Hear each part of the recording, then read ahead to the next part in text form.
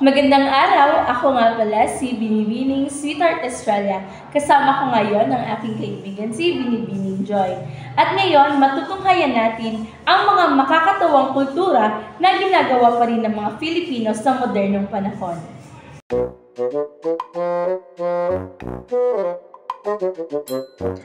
Panguna sa listahan, ang pag-inom ng kape kahit tirik ang araw. Ewan ko ba, basta Pilipino, palagi talaga itong ginagawa. Pangalawa, tuwing may okasyon lamang ginagamit ang mga bagong kubyertos o kaya yung mga Pyrex at baso ng iyong ina. Pangatlo, pag inutusan ka, matik sa'yo na ang sukli, o diba? Sinong guilty dyan? Pang-apat, pakikipag-chismis.